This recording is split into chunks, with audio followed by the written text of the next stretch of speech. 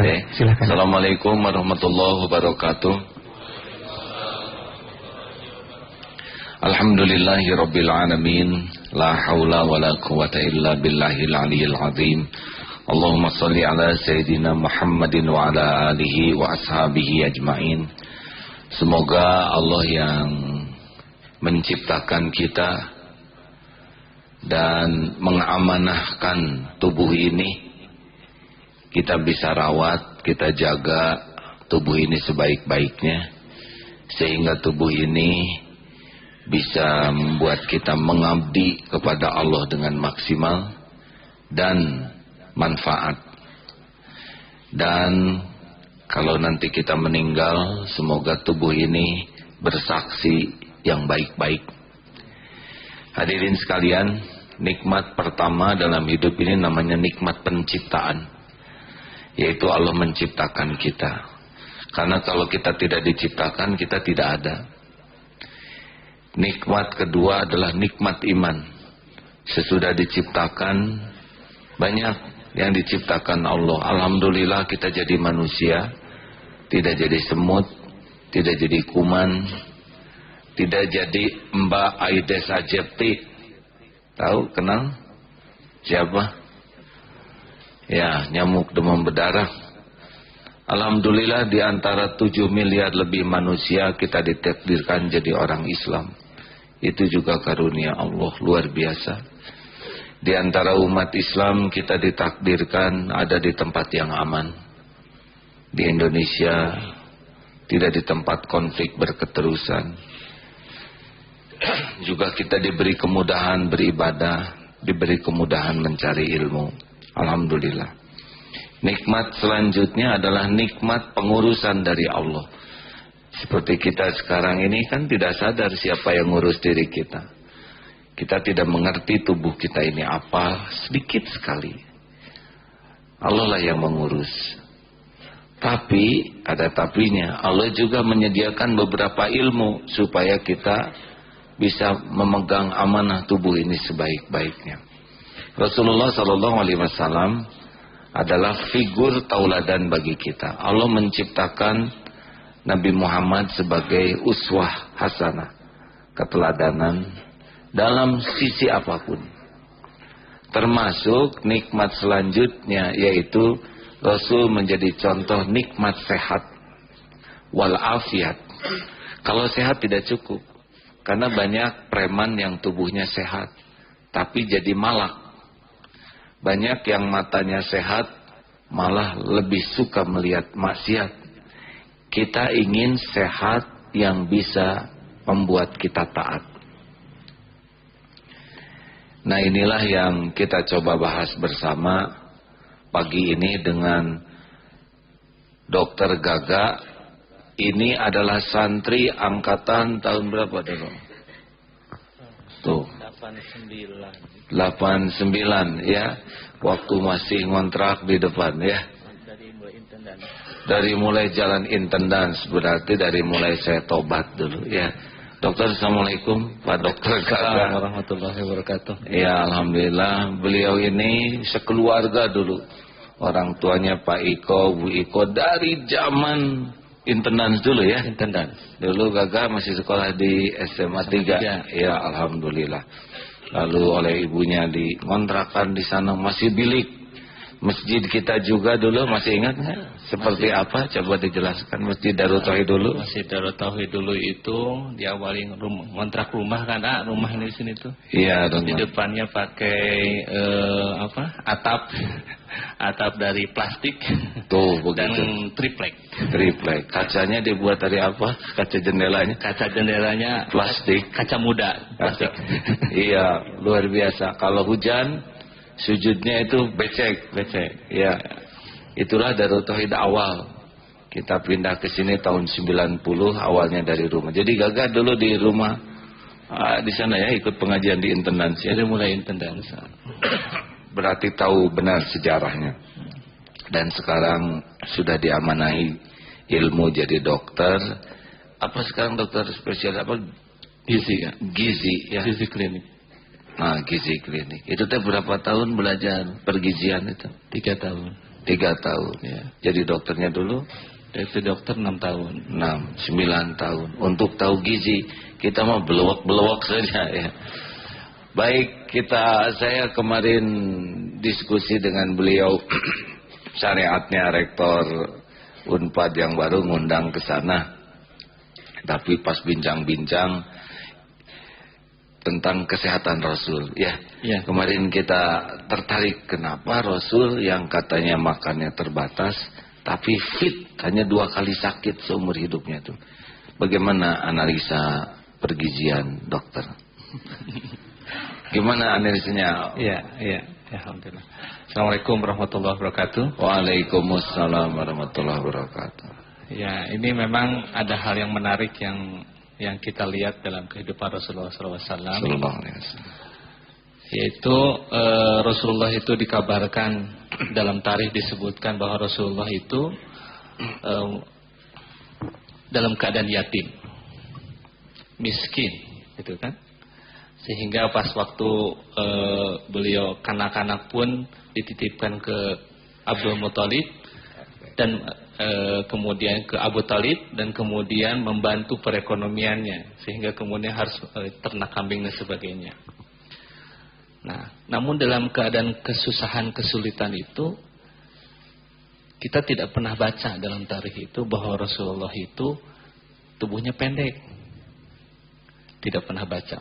Saya tidak pernah baca Rasulullah pertama tubuhnya pendek. Bahkan Rasulullah itu kalau kita baca dalam buku itu sangat ideal sekali. Postur tubuhnya, kulitnya bersih, segalanya sempurna gitu. Sampai dalam kabar disebutkan kan dari itu begitu detailnya tubuh Rasul itu begitu luar biasa. Paripurna lah ya. Paripurna.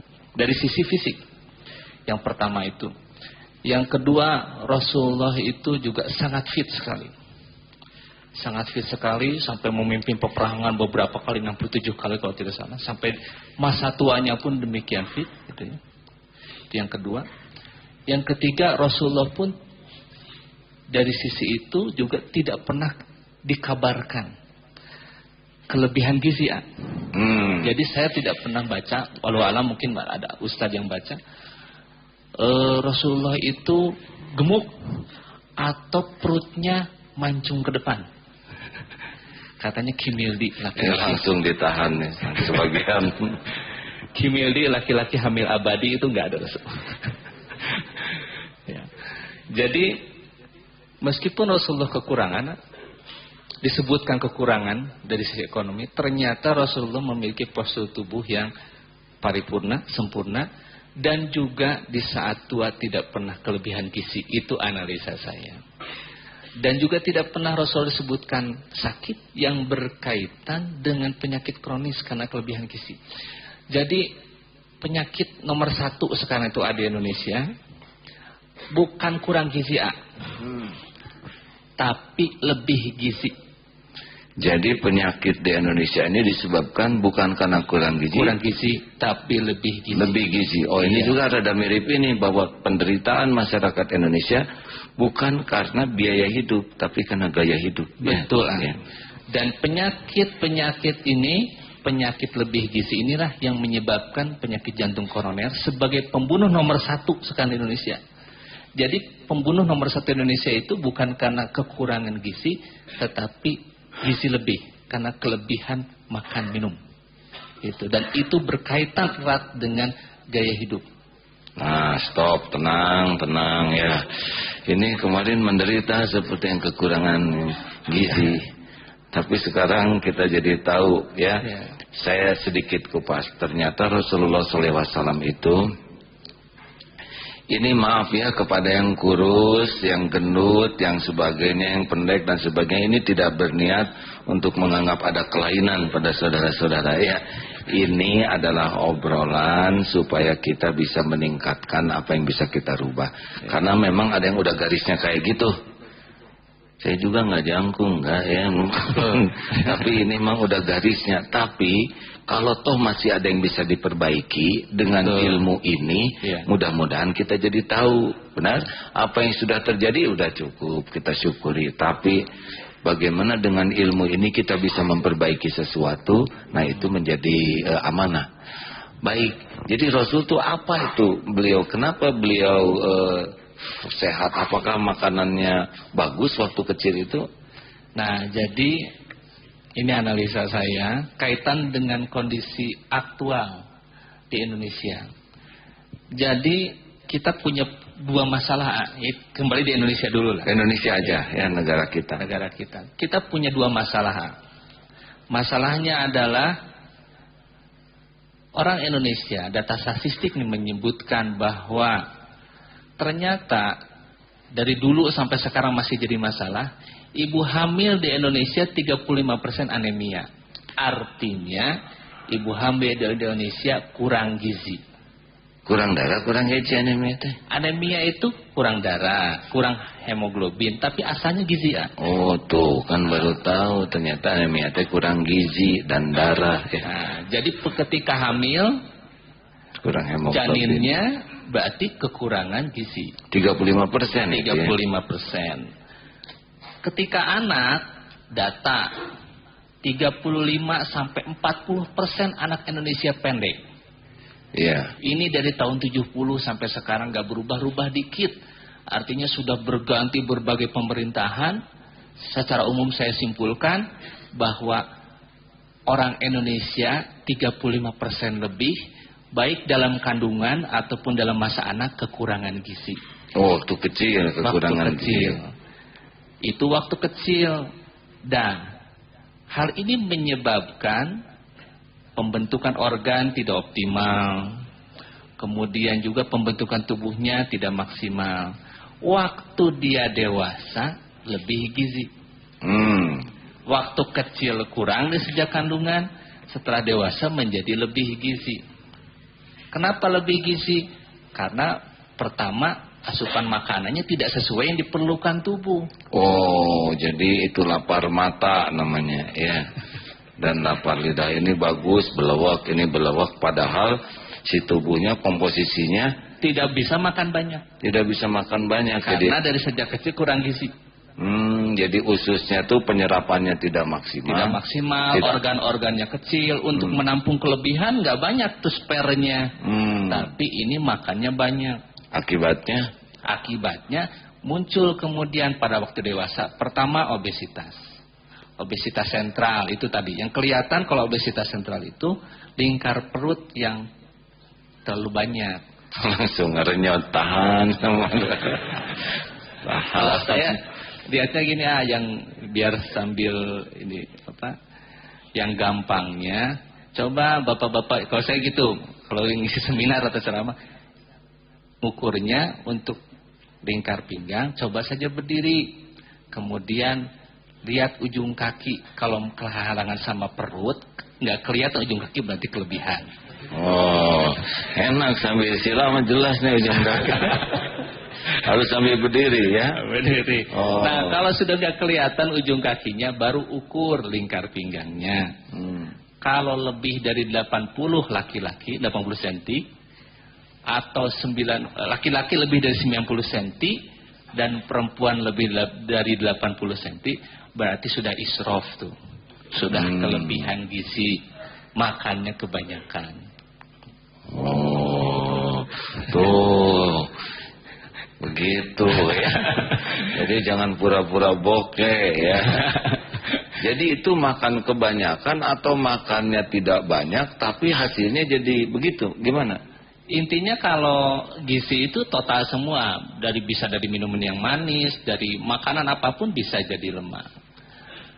Ya, sesuai dengan Quran Al-A'raf 31. Wa kulu washrobu wala tusrifu innallaha la yuhibbul musrifin. Makan minum jangan melampaui batas, Allah tidak suka kepada musrifin ya. Kepada orang israf. Israf itu jangan diartikan lebih aja, bisa juga kurang. Kalau kelebihan nggak boleh, kurang nggak boleh. Nah, itu yang akan kita bahas, batas yang kita bahas itu sekarang. Ya langsung aja dokter, ini udah penasaran ini wajahnya ya. Nah, jadi batas itu tadi. Untuk yang kelebihan, yang pertama lingkar pinggang tidak boleh lebih 90 laki-laki, lebih dari 80 untuk perempuan. Yang kedua, saya mah kurus nih, berat badan saya ideal, belum tentu tidak israf. Periksa trigliserida. Lebih dari 150 enggak? Periksa apa itu trigliserida itu siapa dia? Nah. Jadi ini di darah ya. Ya, kalau tadi dengan lingkar pinggang, nah, yang kedua yang periksa memang dari hasil lab. Di laboratorium nanti coba periksa trigliserida. Trigliserida itu adalah lemak yang terlarut di dalam darah. Nah, kalau ternyata pemeriksaan trigliseridanya lebih dari 150 mg per desiliter, meskipun dia kurus, berarti juga gizi lebih. Gitu. Tuh, aduh. Jadi karena ada orang yang tenang aja saya mau kurus, nanti dulu. Karena bisa jadi dia makan sebetulnya banyak, berlebih israf tadi nggak jadi lemak, dia nggak gemuk, tapi trigliserida jadi naik. Itu juga berarti gizi lebih. Jadi susah makan. Yang ketiga kolesterol. Nah, kolesterol di dalam darah diperiksa lebih dari 200-an. Itu sudah masalah. Sudah masalah. Artinya apa itu? Kenapa kolesterol naik? Nah, karena gini ya, sebenarnya kita makan apapun, kalau kelebihan, maka tubuh akan menggunakan makanan itu untuk berbagai hal. Yang pertama, kalau kelebihan itu bisa digunakan jadi energi, jadi tenaga. Jadi kalau makannya banyak, tapi aktivitas fisiknya banyak, mungkin nggak sempat tuh jadi yang lain. Itu yang pertama. Yang kedua, makanan ini apapun kalau kita makan, bisa jadi lemak tubuh, berat badan naik, lingkar pinggang meningkat. Yang ketiga, bisa juga menjadi trigliserida yang saya sebutkan tadi. Dan yang keempat, bisa menjadi kolesterol. Nah, ini setiap orang punya bakat yang berbeda-beda. Ada yang dia lebih makan, berat badan naik. Kan ada yang bilang, saya mah yang minum air putih aja jadi daging. Gitu. Ada yang begitu kan. Padahal bukan air putih, air es, air gula padahal gitu ya. Jadi yang pertama bisa jadi kalau dia makan berlebih itu berat badan yang naik atau lingkar pinggang naik. Yang kedua, berat badan sih tidak naik, tapi trigliserida yang naik.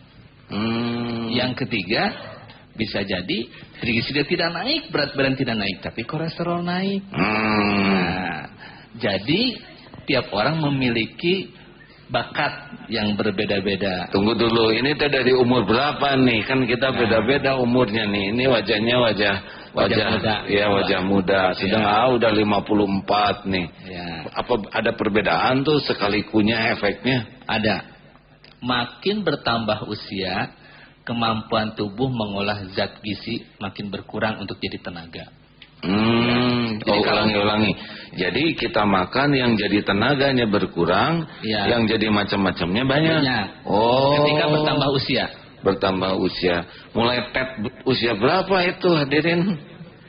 Mulai ada penurunan kemampuan metabolisme tubuh ini? Rata-rata sekitar usia 40 ke atas. Jadi saya sangat menyarankan ketika usia sudah mencapai 40 lebih, harus rutin 6 bulan sekali periksa lab. Jadi life is beginning at 40 itu ini ya. Jadi selain kematangan kepribadian, harus berbuah juga kematangan untuk menyikapi tubuhnya. Betul.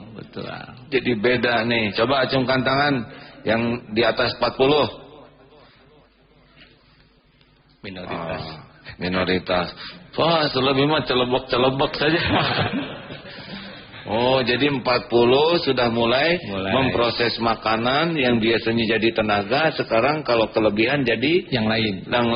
Jadi lemak, jadi trigliserida, kolesterol atau lemak tubuh. Itu ya. Kenapa ukurannya lingkar perut bukan lingkar leher atau lingkar dompet begitu? Iya. Jadi di sekitar perut itu dalam keadaan normal pun kan memang ada lemak untuk menggantungnya usus, melindungi organ-organ dalam gitu. Dan memang di situ adalah deposit atau cadangan lemak cukup banyak. Nah, namun berbagai penelitian menunjukkan ternyata bahwa lemak yang di pinggang itu adalah lemak yang sangat aktif. Sini. Jadi kalau dicabak, ibu-ibu silahkan, bapak-bapak percabakan lemak pinggang.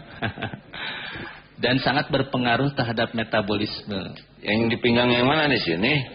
Ya, di sini pinggang. Jadi pengukuran lingkar pinggang itu bisa melewati udel, umbilikus, atau ngukurnya antara rusuk terbawah di pinggir, bagian pinggir badan, antara rusuk terbawah dengan tulang pinggang, tengah-tengahnya itu. Nah, tengah-tengah di situ untuk ngukur. Yang tadi sebutan, yang ukuran tadi. Ini penting nih ya. Jadi yang muda tetap waspada, karena banyak juga yang muda sudah meninggal ya.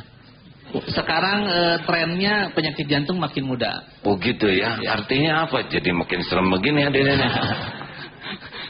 Yang muda aja udah pada meninggal, gimana yang tua-tua ya.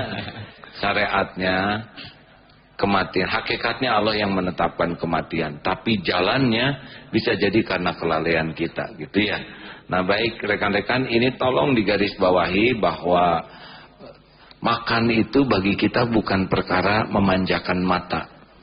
Karena penyakitnya adalah dibuat mata itu tertarik sehingga pengen, lapar mata namanya. Juga bukan perkara lidah. Karena lidah ini dibuat oleh Allah pendek. Karena kalau kepanjangan susah ngegulungnya ya. Dan kurang wibawa ya kan. Coba presiden ngelel sebegitu kan agak kurang bonaf.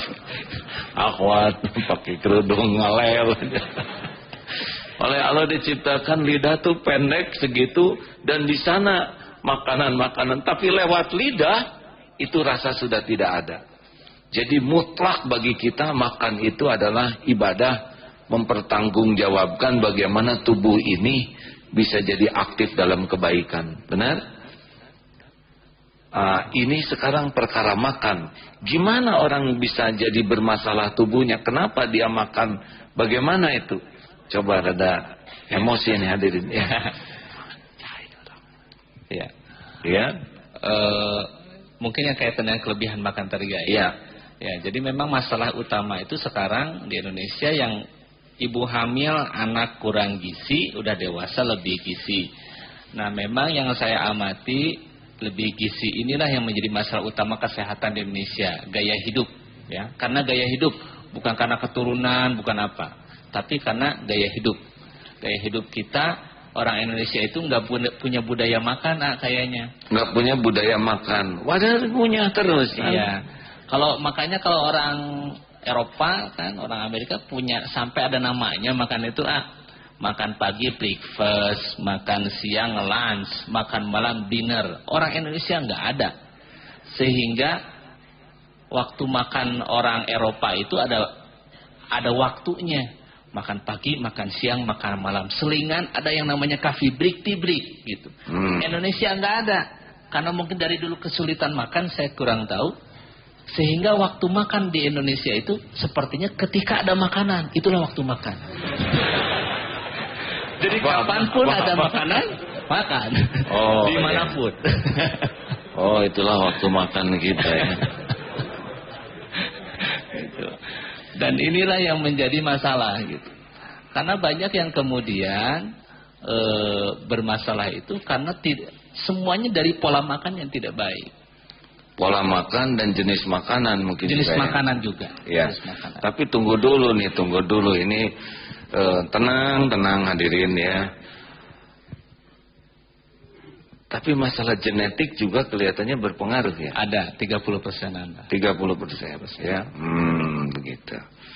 Karena orang-orang bule walaupun ini tetapnya tinggi kurang gizi, mungkin genetik juga. Genetik juga. Ya. Tapi Pak Habibie, maaf ya Pak Habibie, Pak Yusuf Kala tuh jadi presiden, wakil presiden juga itu tidak terlalu tinggi ya.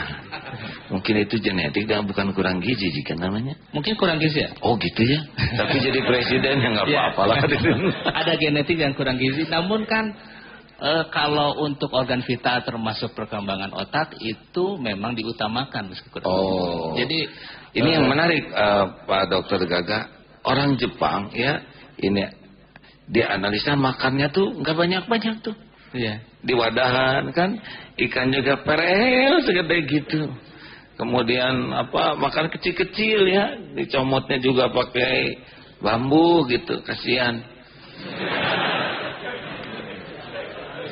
Apa gimana tuh? Mereka kan makanannya juga nggak pakai goreng-gorengan. Iya.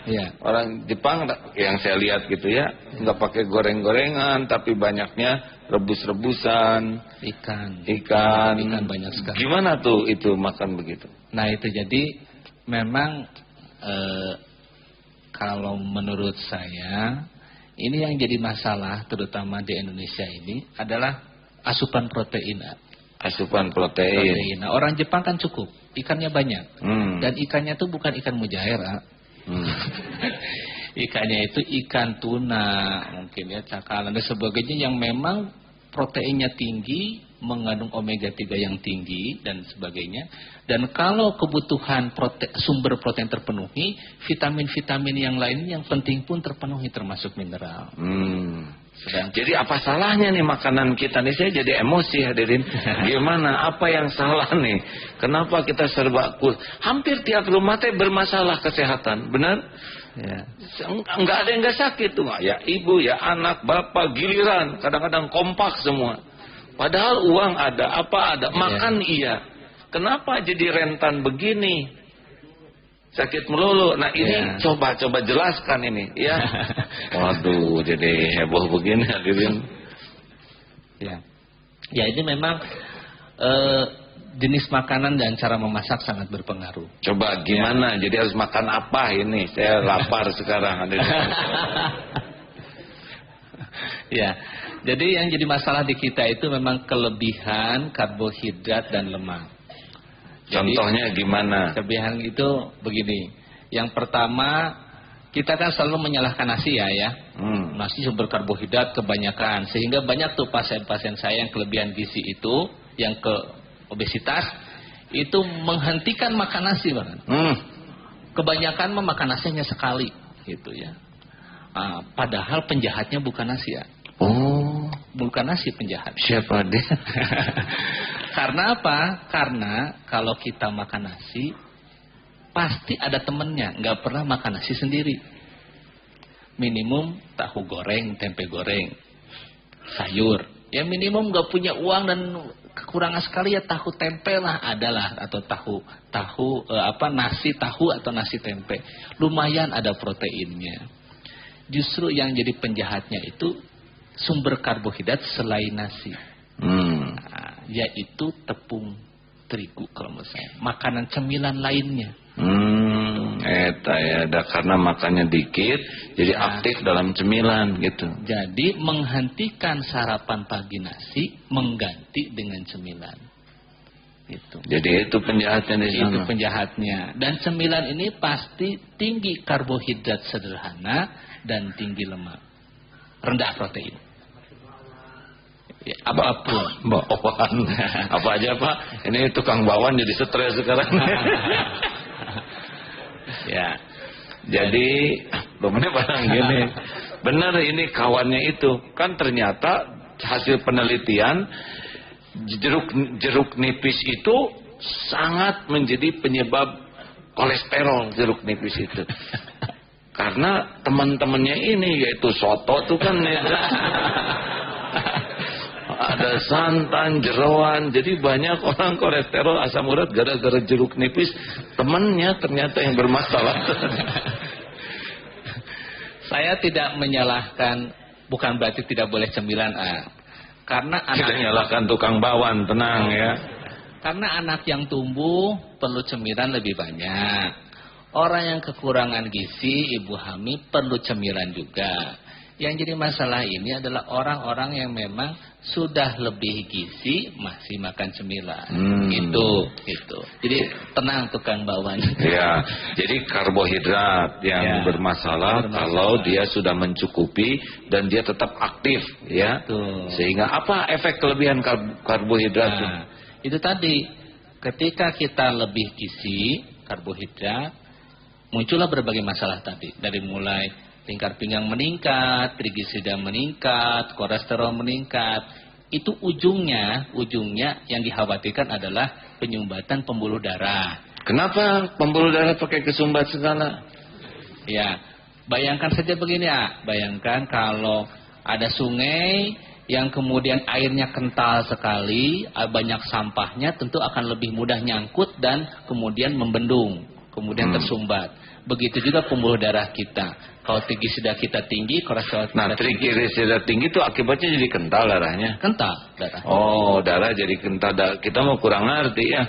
Jadi triglisida, kolesterol itu dan kolesterol itu menyebabkan darah kental. Kemudian bisa nempel-nempel di pinggir. Kenapa dia pakai nempel? Apa nggak ada pelumas? Ya awalnya biasanya di kolesterol yang teroksidasi. Jadi rumit sebetulnya. Gak apa-apa, yang sederhana aja dokter ya ada. Jadi biasanya awalnya dari beberapa teori itu si kolesterol yang tinggi itu, teroksidasi karena radikal bebas kan banyak. Iya. Nah karena teroksidasi kemudian merusak tuh, nempel di pembuluh darah. Pembuluh darah. Karena pembuluh darahnya tidak halus lagi, nah kemudian yang tadi sampah-sampah tadi nyangkut di situ. Jadi nyumbat gitulah. Efek dari penyumbatan pembuluh darah itu apa? Kalau nyumbatnya di otak jadi stroke. Oh, stroke teh hadirin. Jadi bukan karena kurang punya uang stroke tuh yang kan saya tambah lieur buka duit jadi stroke, bukan ya. Kalau di jantung jadi jantung koroner, itu sederhananya. Oh, kalau jadi stroke tuh udah pembuluh darahnya tersumbat ya. Kenapa tiba-tiba ujupret? Apa ada tekanan emosi atau lagi marah atau gimana? Atau sudah penumpukannya maksimal? Ya kan awalnya kan tidak tiba-tiba menyumbat. Awalnya mungkin hanya menyempit. Ya. Menyempit itu karena ada sumbatan tadi. Nah, sumbatan ini karena pola makan yang salah. Pola makan bertahun-tahun, berpuluh tahun salah. Nah, termasuk satu lagi rokok. Ini saya seneng, gimana itu rokok. Aduh, saya dengar ini pulen habis saya. Gimana rokok? Rokok itu sederhananya saya sampaikan begini saja. Rokok itu menyebabkan pembuluh darah yang tadinya halus menjadi kasar. Itu yakin itu ya? Ya, itu banyak risetnya. Ya, ada dokter yang ngomong bisa lebih dipercaya ya. Jadi pembuluh darah halus jadi kasar. Gitu. Sehingga kemudian sampah mudah nyumbat gitu aja. Sampah mudah nyumbat. Jadi para perokok itu hampir dapat dipastikan ini bukan masalah umur ya. Ada banyak perokok yang panjang umur tapi penuh derita. Nah ini yang jadi masalah kan. Jadi hampir dapat dipastikan itu berisiko tinggi. Berisiko tinggi. Saya tidak bisa bersikon pas akan sakit. Berisiko tinggi. Berisiko sangat tinggi. Harus pakai sangat ya supaya lebih menekan. Nah hadirin sekalian. Satu lagi. Karena gaya hidup ini selain menyebab yang lama dengan kelebihan gizi, juga berisiko menjadi penyakit kencing manis. Kencing manis teh diabetes. Diabetes gimana itu jadi kencing manis kan bagus tuh ya. Tapi malah gawat ya. Iya. Coba gimana dari makanan jadi kencing manis? Yang pertama mekanismenya karena kegemukan. Jadi orang yang kegemukan itu akan mengalami kelebihan gizi dalam jangka panjang yang menyebabkan kemudian tubuh tidak mampu mengkompensasi kelebihan itu dengan baik. Yang pertama, pankreasnya produksi insulin jadi berkurang. Jadi kan begini. Oh iya, ada tingkat tinggi, hadirin tenang. Nggak ada ujiannya, tenang ya. Jadi setiap kita makan karbohidrat, gula darah akan naik. Ya. Nah, gula darah naik ini harus dinormalkan oleh tubuh, diturunkan. Dengan cara tubuh mengeluarkan hormon yang disebut insulin. Nah, insulin ini dikeluarkan oleh pankreas. Ayo catat ya, ulangan nanti. Terus? Nah, kalau seseorang itu dari sejak kecil, misalkan sampai dewasa, nggak berhenti makan karbohidrat, terutama karbohidrat sederhana, artinya kan tubuh harus terus mengeluarkan insulin dalam jumlah yang banyak. Lama-lama pabriknya kecapean. Itu aja lah sederhananya. Iya. Nah, Sehingga kemudian ya seperti mesin yang dipakai terus, kelelahan, sehingga lama-lama produksinya berkurang. Gitu. Itu mekanisme pertama. Jadi semuanya pada mikir, tenang hadirin. Mudah-mudahan bisa. Ya bisa jadi artinya kalau makan itu karbohidrat itu teh apa aja jenisnya. Itu rada-rada harus jelas ya. Ya. Karbohidrat itu adalah zat tepung. Tepung, misalkan beras, tepung, umbi-umbian, kemudian pada tepung-tepungan dan gula itu teh gula tebu dan sebagainya, gula merah juga. Jadi karbohidrat itu dapat dibagi dua. Pertama karbohidrat kompleks, dan yang kedua yang sederhana. Makin sederhana jenis karbohidrat, makin cepat meningkatkan gula darah, makin banyak perlu insulin gitu. Siapa dia karbohidrat sederhana tuh? Nomor satu gula, itu yang sederhana. Oh, itu makanya nomor satu sebenarnya. Makanya di Malaysia itu sekarang sangat dianjurkan mengurangi konsumsi gula. Ya, kalau saya sih menganjurkan di atas 40 berhenti gula kecuali bumbu. Oh. Jadi kalau masak sayur lodeh, sayur asam kan pakai gula. Iya. Naon eta. Tapi sengaja ngemut gula gitu. Mungkin kalau sengaja ngemut, itu permen itu kan ngemut gula itu. Iya ngemut gula. Itu sudah kurang baik di atas 40 ya. Lebih baik berhenti. Kue-kue gitu. Kue-kue pasti pakai gula juga. Itu nanti sebentar. Tenang. Jadi yang ini gula itu dulu siapa aja karbohidrat rendah teh gula. Jadi yang nomor satu yang paling sederhana itu adalah gula. Gula apapun, gula batu, gula tepung, gula pasir, gula merah, gula batu, gula kelapa, itu sama. Baiknya kurangi konsumsi gula kecuali di bumbu saja. Ya, jadi kalau ingin itu mah teh aja dibumbuin gula gitu. Termasuk berbagai makanan yang mengandung gula. Teh manis, kopi manis. Oh, nggak jadi ya. Segala macam. Permen, coklat, dodol, wajit, rujak. Waduh. Karena rujak itu kan banyak gulanya. Kalau nggak pakai gula namanya buah potong, bukan rujak.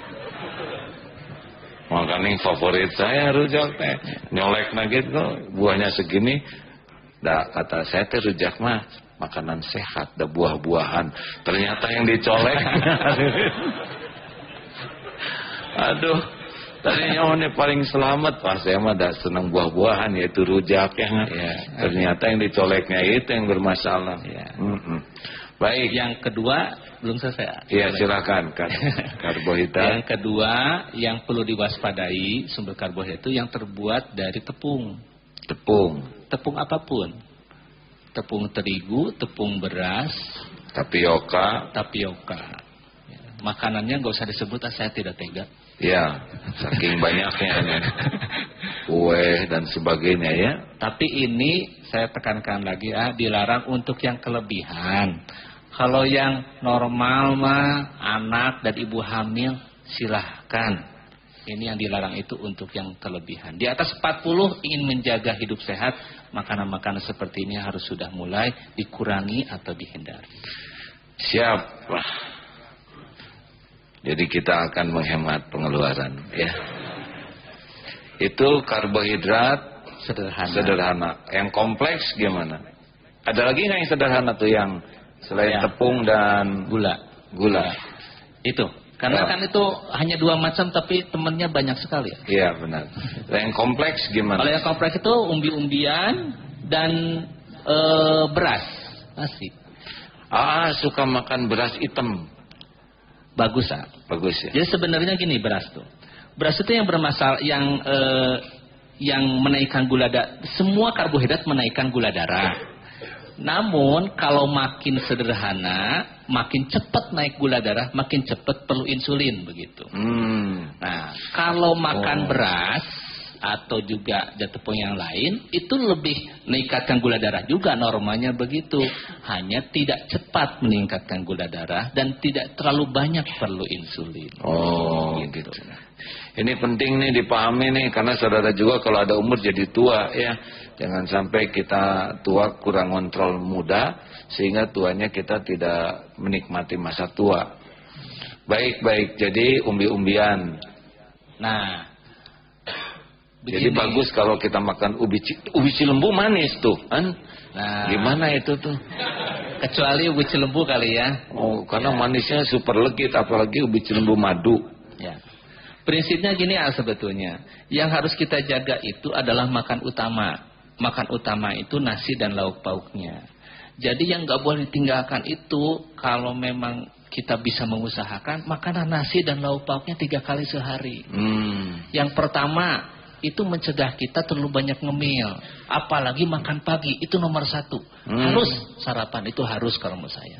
Karena kalau tidak sarapan kita akan mengganti dengan cemilan. Pasti itu refleks aja ya, bergerilya kita mencari. Karena kita perlu energi. Iya, saya juga begitu. Kalau nggak salah kan karena keler tuh seperti gimana gitu ya. Kalau keondangan tuh asa kurang bijaksana ya. Kelernya nutupnya kayak kurang rela gitu nyuguhannya. Ya, jadi yang harus dijaga itu justru makan utama.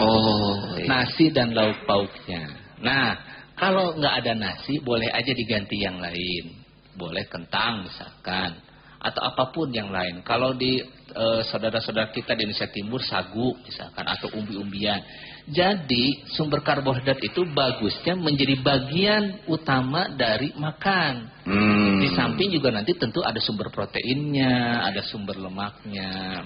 Oh, baik itu. Lalu ini kelengkapan lauk pauknya apa nih yang terjangkau, aman, tidak bermasalah? Ya. Kan tempe itu bagus. Padahal bahkan tempe itu disebut sebagai makanan super lah gitu. Iya, jadi disebut generasi tempe itu generasi super. Tapi memang ternyata hasil penelitian tempe bisa menaikkan emosi katanya. Udah terang kan? Sudah terang. Wah, ini jelas sekali. Jadi di sebuah penjara itu ya, ini dikasih tempe hari pertama, ini daging ya. Terus hari kedua ini tempe, ini sate. Ternyata hari kelima tuh marah tuh, tempe lagi. Percaya sih Bapak. Jadi, nah ini sekarang tentang goreng-gorengan. Ya. Kan tadi gula, kemudian lemak seperti goreng-gorengan, karena didapati gorengan-gorengan itu saya pernah lihat di YouTube tuh, waduh, goreng tempe goreng itu ternyata si minyaknya tuh sudah begitu membahayakan tubuh. Gimana itu? Saya sampai selesaikan yang tadi dulu kan. Oh iya ini rusuh hadirin. Saking emosi.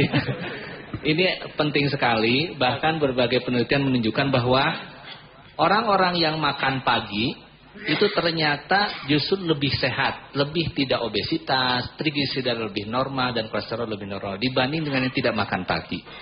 Jadi saya sangat menganjurkan makan pagi. Kalau makan pagi nggak boleh kelewat. Yang tidak boleh kelewat adalah makan pagi. Gimana cara makannya tadi karena bertanya. Nah, komposisinya adalah makan itu ini dari Dr. Kun saya sebutkan namanya. Jadi komposisi yang baik itu adalah pertama sumber karbohidrat, baiknya nasi kalau orang Indonesia yang biasa itu, atau mungkin yang lain sagu atau jagung. Yang kedua ada sumber protein hewani. Sumber protein hewani itu daging atau ikan atau ayam atau telur salah satu. Yang ketiga ada sumber protein nabati dari kacang-kacangan. Tahu atau tempe atau kacang atau bumbu kacang boleh. Dan keempat sayuran. Jadi tiap makan utama itu ada 4 macam sumber karbohidrat. Aduh, kehoyong ya. Karbohidrat, sumber protein hewani, sumber protein nabati, kacang-kacangan, dan sayuran. Dan sayuran. Kalau misalkan kebetulan tidak bisa lengkap, minimal ada salah satu sumber protein, baik itu hewani atau nabati. Teu aya minimal tempe. Atau tahu atau kacang gitu. Jadi nasi, kacang, sayuran misalkan. Ya. Oh, itu teh pagi. Kalau ini mah saya kan sudah tua. Kalau pagi-pagi itu suka makan buah-buahan dulu. Supaya lembut gitu, kira-kira gitulah ya. Di jus misalkan ya, itu gimana? Bagus gitu. Boleh saja, tidak apa, tidak masalah. Ya. Yang penting secara total asupan gizinya terpenuhi. Ya. Ini kan pola umum. Kalau pola umum ya. Oh ya. 3 kali nasi, apalagi untuk anak kan. Oh iya benar. Jadi usia juga menentukan ya. Baik. Ini nih antara hewani ini kan ikan, ayam atau mana yang paling top tuh? Nah, kalau berdasarkan dari jenis lemaknya dan juga agar aman untuk yang sakit dan sebagainya, yang nomor 1 yang paling bagus itu ikan, terutama ikan laut sebenarnya. Yang kedua unggas, ayam. Oh. Baru yang ketiga kemudian yang kaki 4, sapi atau kambing. Gitu ya. Jadi ini disesuaikan aja dengan dompet. Kalau kita memang nggak kuat beli yang kambing itu turun ke ayam, nggak kuat ayam turun ke ikan, nggak kuat beli ikan teri hadirin ya, atau impun. Teri itu luar biasa, teri itu kan proteinnya tinggi, kalsium tinggi. Jangan sembarangan ya. Jadi kamu ini kelas teri, nggak ngerti dia. Itu kelas protein tinggi dan kalsium. Kemarin ada yang ngasih ikan-ikan kecil dari Jatiluhur tuh. Iya. Wah, ternyata itu kualitas tinggi. Ya, memang masalahnya masalah dompet aja, kebeli atau enggak. Baik, ini menarik Pak Gaga, kita hanya tinggal 5 menit lagi. Ya. Ada saran-saran terakhir tidak nih yang mantap gitu supaya para pendengar hati-hati dalam menjaga kualitas makan. Karena bukan masalah mahal murah ya ini ya. Betul. Ya.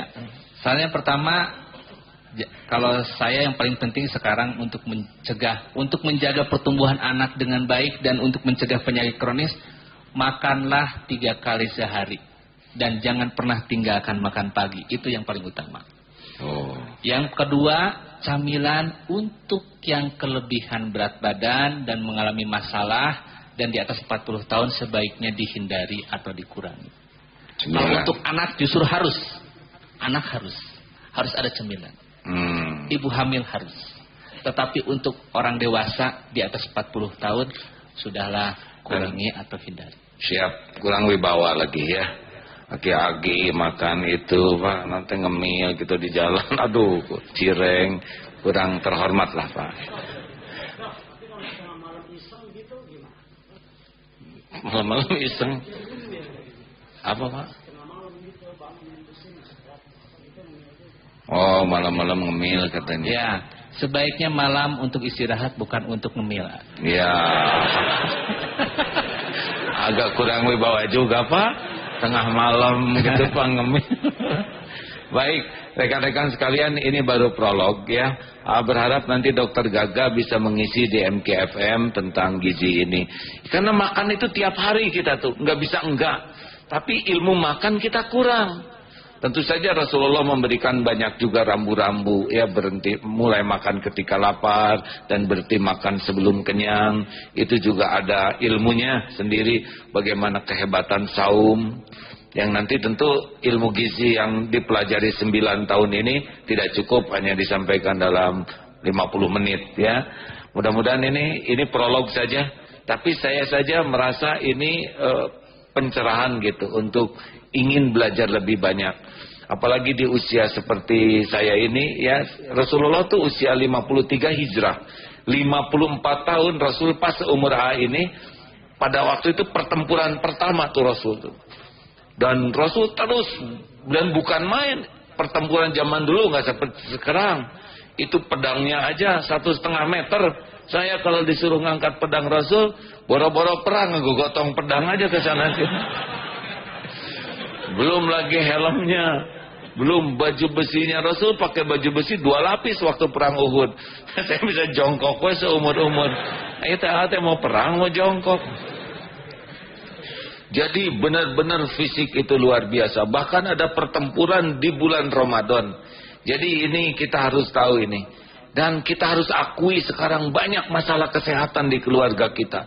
Obat-obatan makin banyak, makin canggih, ilmu kedokteran makin hebat, ya, rumah sakit juga makin marak. Tapi kita di tiap keluarga tuh sakit rutin. Padahal kalau kita benar-benar mengikuti ilmu bagaimana kesehatan, justru semua penyakit datang dari perut. Bukankah begitu, Ustaz? Ya, banyak sekali dari perut semuanya. Nah, begitulah. Jadi ini semoga tidak puas ya dengan obrolan ini. Ke depan kita buat kurikulumnya sehingga para pendengar yang makan itu makan pakai ilmu. Sehingga makan benar-benar membuat kita sehat dan jadi penguat ibadah, bukan makan jadi sumber penyakit. Begitu kan, Pak Dokter?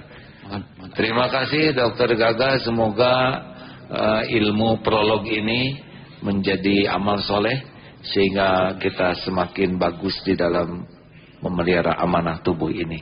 Rekan-rekan sekalian, demikian obrolan kita pagi ini di seluruh mancanegara ini. Dari Kanada sebetulnya ada pertanyaan, tapi belum sempat dibacakan barusan. Ini acara disimak di seluruh dunia. Perbedaan orang Asia dan orang Barat selain genetik, makanan pokok seperti nasi untuk orang Indonesia, noodles untuk Cina dan Jepang, kentang untuk apakah itu berpengaruh? Ini jangan dijawab sekarang ya, insya Allah, karena kalau dijawab waktunya terbatas, sayang. Terima kasih. Nanti khotbah Jumat di Darut Tauhid, bagi yang akan datang ke sini silahkan. Dan semoga Allah yang Maha Mendengar memberikan kepada kita kesehatan lahir batin dan menjadi jalan orang lain pun sehat lahir batin. Amin ya rabbal alamin. Tutup akhir majlis. Subhanakallahumma wa bihamdika asyhadu an la ilaha illa anta astaghfiruka wa atubu ilaik. Assalamualaikum warahmatullahi wabarakatuh. Waalaikumsalam warahmatullahi